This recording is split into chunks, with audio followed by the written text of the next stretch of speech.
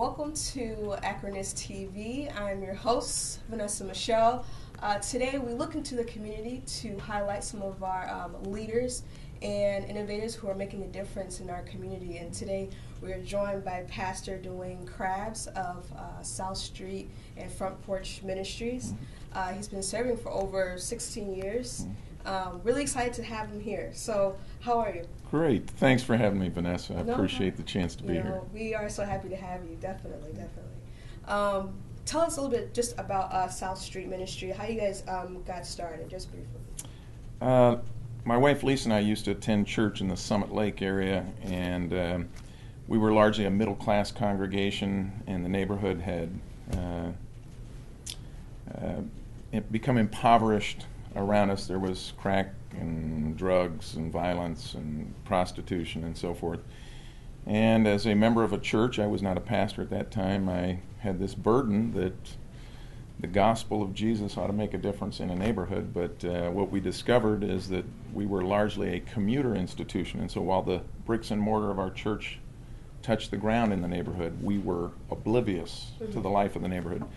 I did a little survey, and there was 14 churches in the 58 blocks of the Lincoln Elementary School District, and there was also 14 bars and carryouts. And I often ask the question, which of the two do you think had more impact in the neighborhood? And people say, without fail, the bars and the carryouts. And I often ask, well, why is that? And the reality is that in that neighborhood, the bars and carryouts are predominantly neighborhood friendly. They have been 30 to 40% of their businesses walk up or local. The churches, I was shocked. I visited every single church in the neighborhood, and there's also an Islamic mosque and a Buddhist temple. Not one religious gathering had even 10% of its membership come from the neighborhood. Now, there's a lot of people in our neighborhood that go to church, but they go outside the neighborhood. So what happens is the churches have very little impact, and that began to break my heart. And so I began to talk with my wife on the way home one Sunday. A young boy, Scotty, asked us, he asked if that was my old lady. I said, well, I don't think she'd like being called that. She's my wife. And Scotty goes, what's a wife? Wow. I said, cut it out, Scotty. He's about 7 or 8 years old. And turned out I had met his mother. She was a crack addict, and he saw a number of men. Scotty's mom would not have described herself as a prostitute, but she was sexually promiscuous for crack, and so he saw a number of men come in and out of his mother's life, and he was in the way a lot. And so I told my wife on the way home from church that Sunday, I said, honey, I think we're going to make a difference in this neighborhood. We're going to have to live here. And she looked at me like I was crazy, because we were on the west side of Akron. We were happy. We had our little white picket fence dream, 3 kids at the time, and so that began a tenuous journey where we had to wrestle with the safety of our own family. And as a firefighter, at the time I was a firefighter with the city of Akron, we had the opportunity to move up and out from the problem in the city. And instead we were making a conscious choice to move into this high crime, impoverished neighborhood. And that was actually 18 years ago. And actually it was 22 years ago that we started the conversation after we had an encounter with Scotty. It took 4 years. My wife for 4 years wrestled with, she did not want to move to the hood, and rightfully so. But eventually we both came to peace that was where God was calling us, and we've been there for the last 18 years. Wow, that's amazing. Yeah, one of the things that I really enjoyed about when I was looking at you guys' ministry, what you guys do, is that you're so community oriented. And I like the fact that when you talk about the gospel, it's not just within the 4 walls of the church, but out there. I see it. So when it comes to that, implementing the community, where's that gap between your community and involving them in the church?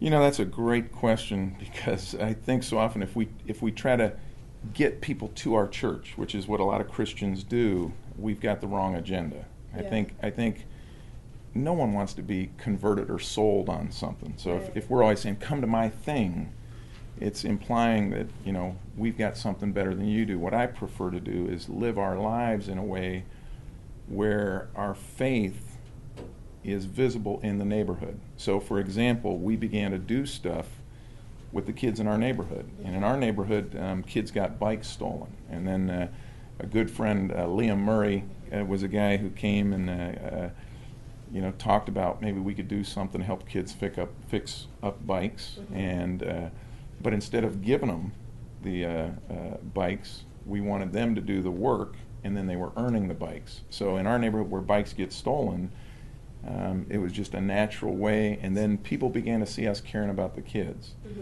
I'm also was a firefighter, and so I think I learned that it's important to face your fears, and so for me, if I could learn to face my fears to help go into a burning building, or to help someone as a paramedic to be able to stay focused in a high-stress situation, I began to ask, if I follow Jesus, are there not places that are broken or high stress, and instead of waiting for people to come to the church, shouldn't the church be more like a fire engine or an ambulance? The church should not be a place we get people to come to. We don't try to get people to come to the firehouse. We use the firehouse as a launching pad to be close to the fire. So I began to go out at 2 and 3 in the morning sometimes and walk in my neighborhood, because I would have been working in the fire department the night before, so I didn't get much sleep. I'd sleep during the day, and then I'd be awake all night. Right. So I'd go out 2 or 3 in the morning, and I'd engage with the guys who were selling dope, and I would just ask them questions, or I would pray for them, and they respected me mainly because they thought I was a cop.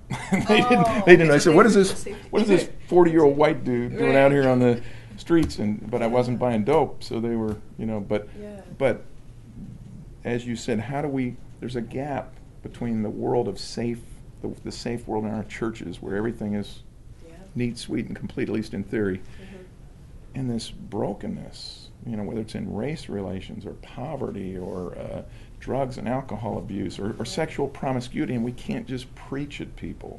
We've got to live into the pain or help engage in a conversation where we're partners looking for answers. Right. I think too often the church feels we have all the answers, and then we preach down to people, and your generation is too smart for that. They're not going to let us get away with that. Yeah. So. Right.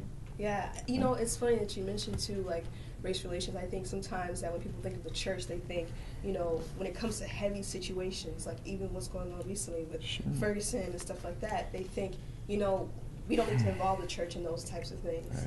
Right. So when it comes to when you're a leader at a church, or you're someone who's in the community and you see these things, but you also know, what God's also, wants to do for the community. How do you work that out so that people can come and see that, there is restoration, there is, a peaceful place that people can come where they can talk comfortably about these sort of ideas? And Vanessa, that is such a great question, because I think in the church, what I learned growing up, my father was a pastor, and so as we were on our way to the church on Sunday mornings, me and my brother and sister were fighting, and as we'd pull in the parking lot, my mother would go, "All right, stop it now." She goes, "I don't care if you guys don't like each other, but when you walk in those doors, you better look good." That's right. Be quiet, don't fight. So a lot of us learn in church how to look good, how to manage appearances rather than to be good. And what I've discovered is people are not that touched by me if they think I've got it all together and I'm better than everybody else. But when I share in my own brokenness. So one of the first things I had to learn about race, really, I'm a white guy. I'm born in a culture in which white privilege has allowed me certain advantages, and I didn't choose this paint job. This is, as one brother in the street told me, he said, "Duane, God painted you that way." He said, "Don't ever apologize for being white." But on the other hand, I take responsibility for it. So there are things that I have that I get access that I tend to take for granted.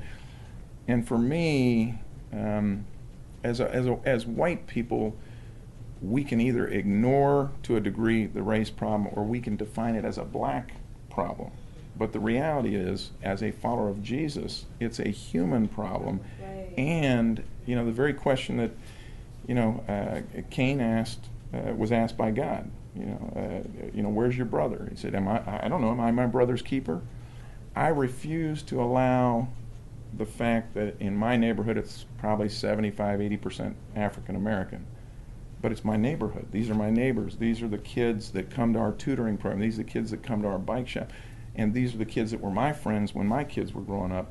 So it's really not asking the question of what do we got to do to help protect black kids, or what do we got to do to address the disparity of outcomes. Why is it that there's more African Americans who die earlier or suffer health causes? But it's as Americans, as people who are creative and entrepreneurial, how do we partner together to make our country a better place? How do we partner together to reduce poverty? You know, how do we work together? You know, there's no police officer that wakes up in the morning and says, you know, I hope I get a chance to use my gun today. Yeah. And it breaks my heart as a former firefighter and a safety forces guy that so much of the criticism of the police does not appreciate what it's like. I know as a firefighter, my heart rate, my heart would be in my throat. My heart rate would be about 150 beats a minute as I'm getting ready to go to a call that's a fire and someone's trapped. And at that moment, you're doing whatever you got to do to survive. And so the police have an incredibly tough job. Yeah. And so when things happen like with Michael Brown or in New York City or in Cleveland, it's tragic. But the real tragedy is not what happened in that moment or how do we fix the police. The real tragedy is that there's this gap between the systems of society that are supposed to serve everybody, especially the least of these or minorities or people in poverty, and that every day we have young black men being killed, whether that's by their peers in the drug game or on occasion, and maybe not even 1 out of 20 is from a police officer. But the bottom line is all black lives, all people's lives, all young men's lives are valuable to God. And until there's people like the church where we step into the gap or we're willing to, we can't solve this problem at a distance. Yeah. We've got to get involved. So one of the things I'll share with you, a founder of South Street was an African-American gentleman, Patrick Armour, who started a program called Fathers and Friends. And back in the early 90s, late 80s, in Edgewood, there were several murders, and it was a very dangerous place. And he grabbed ex-offenders, African-American males, and he said, let's not blame the police. Let's not blame Metropolitan Housing. Let's ask the question, what can we do to begin to make our neighborhood safe, because we're fathers and we're friends of the people who are perpetrating a lot of the challenges. And so I think that's the biggest challenge. How do we connect the church, which has become a commuter institution and distant from the neighborhoods that they're located in, and how do we connect with ex-offenders who are coming back into our community who want to be productive citizens? Right. And how do we begin to build on-ramps where we can all pull for the good of our community?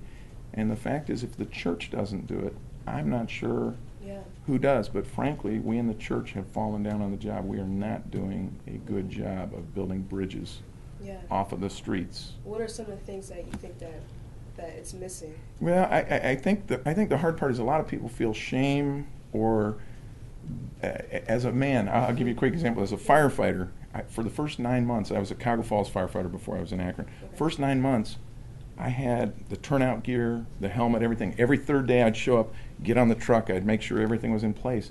But I had never experienced a real fire.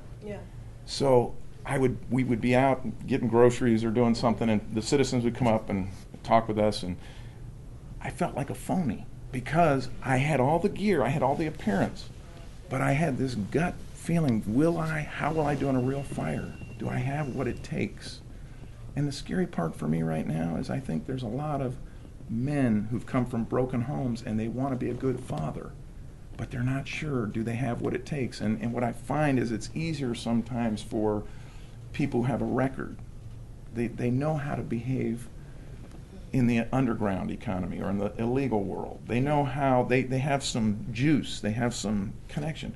And I'm constantly talking with guys, and when they come to the front porch, which is we have a cafe, we employ people, we create a safe space for people to hang out. It's how do we help men, and in particular, not just black men, but men who have wrestled with addiction, men who have prison records, men who are fathers but are not active in their sons and daughters' lives. How do we begin to help them find some traction to reconnect with a job, with a community, that's not just the community at the bar, because again, as we often say I'm also a chaplain in the jail, if you lay down with dogs, don't be surprised you get up with fleas. Well, a lot of the men who are not as welcome in the church or welcome in polite society, or they're made to feel less than. Right. If you already have some ego issues, you're not going to hang out places where you're not liked. And so again, we have to create welcoming space. So with that, I don't know if we always do it as well as I'd like, but that's the front porch is what we call third space, where first spaces are at home. It's where we spend the majority of our time, where we can be at ease. Second spaces are work. That's where we make our living. Third spaces are the places we voluntarily choose to associate and we don't have complete control over. They're public spaces. It's libraries. It's bars or workout clubs or whatever. And I think third spaces are the places where we can begin to reweave the social fabric, where black and white, rich and poor, gay and straight, people need to be able to come into public places where they're affirmed or accepted, their dignity is honored. And so, in our culture, we're so pluralistic, people are pulling apart. Where are those places where we can... it's like becoming tough to be vulnerable. Yeah, it is, that's right. I don't want to have to put up a front. With the male-female thing sometimes, I don't want to try to speak for women. But I also want to make sure as a man, it's my privilege to be able to be in conversation and appreciate femininity. When I'm in an all-men's group, there's a certain thing to that, but it's a much better group when we can be together collectively and enjoy the presence of masculinity and femininity. One thing I've learned as a white person, I can live in a very limited world. And the expansion of immigrants coming to this country and living the last 20-some years, actually 20, because in West Akron we were in a predominantly black neighborhood. So the last 28 years of my life, I have been enriched by being in many settings where I was a minority, or many settings where my culture was not the dominant one. And it's made me a better man. It's made my life so much richer. So, that's... I was just going to ask, too, what, for you, I'm sure you've had so many different experiences, what was the moment of growth? It really sounds like, places like, where you live, it really grew you. Sure. What are some experiences you've had? I mean, you've had so many. Well, people point out. It's interesting. That's again a great question, Vanessa. I think the funny part is, if we want to grow, we have to risk. And so there's these two forces that work in us. One is my desire for security. So I want to be comfortable, and once I'm in my comfort zone, I really don't want to risk going out of my house into the cold. But what I've learned over time, and this is the mission of South Street, the mission of South Street is unlikely partners taking shared risks to renew our community for Christ's sake. So unlikely partners means that the places for growth for me have come when I first started hanging out in situations where I was a minority.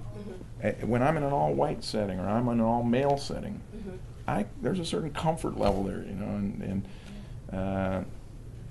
but to grow, there has to be an awareness of incompetence. No one wants to feel incompetent, but the experience of being incompetent is an awkward experience. But if I want to learn any new skill, I have to go through that phase where I'm conscious of my incompetence and it feels awkward. But if you stay with it long enough, then you begin to develop a conscious competence, and then eventually you become unconscious that you're competent and you just do it. I'm saddened because I think, again, the church, they call it homogeneous church growth. So Martin Luther King could make the statement back in the 60s that the most segregated hour of the week is on Sunday mornings. Well, when we worship, we tend to want to worship with people who think like we do, look like we do, and we want to be comfortable. My frustration is, I say to people, if you're a follower of Jesus, it's not enough to just have your theology right, but how are you practicing your faith? And so if you come to South Street, it's kind of interesting. On Sundays, our church does what we call open mic.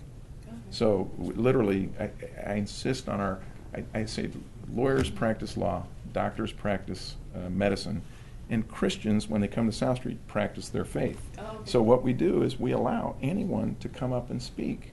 And sometimes that part of the service will be 45 minutes long because people get up and share.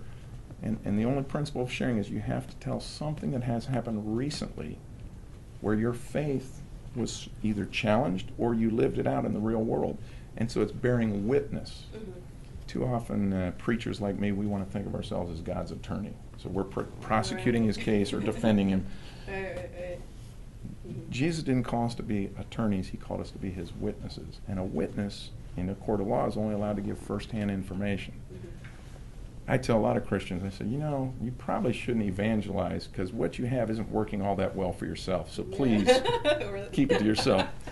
But if you have a vital faith, if you're sharing and witnessing, if I get a new iPhone and I like it, I'm going to bear witness to that. Yes. And my sharing is not a burden unless I'm over the top trying to sell you. But it's like, hey, this is really cool, Vanessa. I'd like you to check it out. We who are even beyond Christians, I'll say we Christians, but whatever our faith is, if our faith is making a difference for people around us, and it's not just a selfish, I've got mine, I'm going to be saved, I'll go to heaven someday. I don't know about you.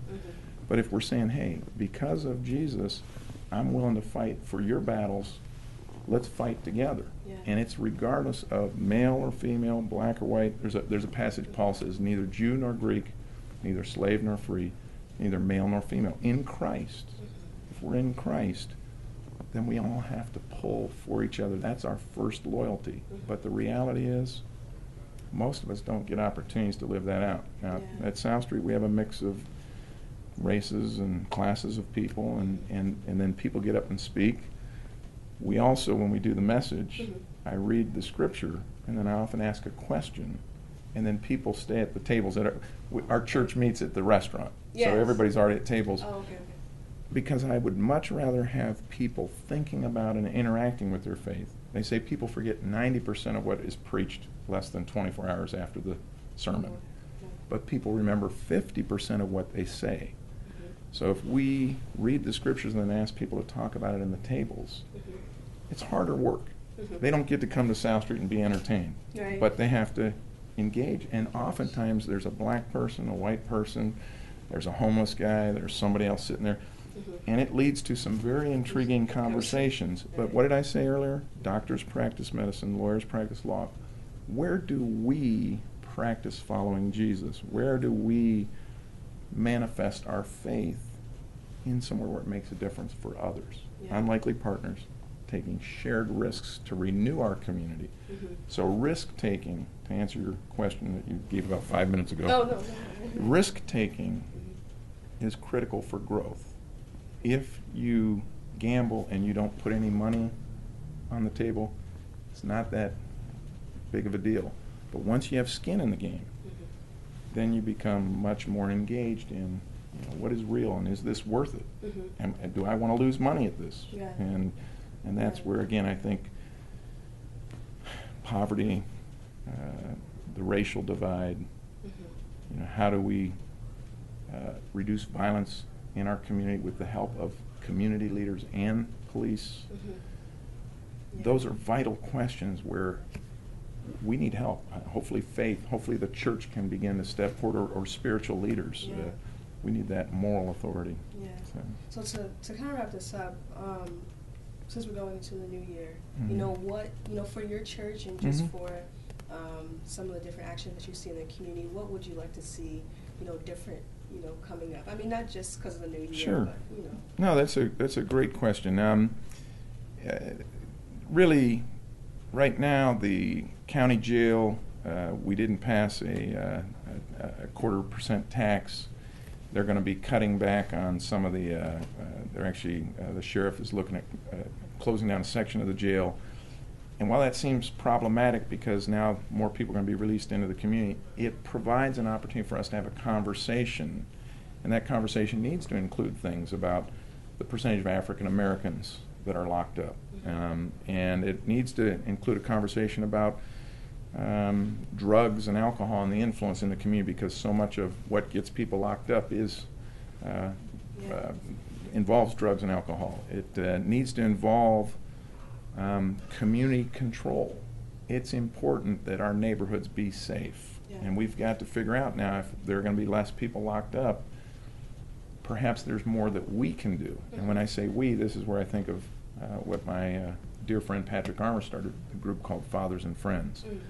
The people with the problem are the ones who should be taking the greatest responsibility to solve the problem. Mm-hmm. Again, community care, for me in 2015 in Akron, is going to involve what I would call third side conversations, where it's not police against the community, or it's not the police's view or the community's view, but it's what is the third side, what is the common good that the police have something clear to talk about and say about, and the community has something clear to say and talk about. And in the tension and in the challenge of having hard conversations, we've got to learn how to have these hard conversations, because too many people are dying when there's an impasse.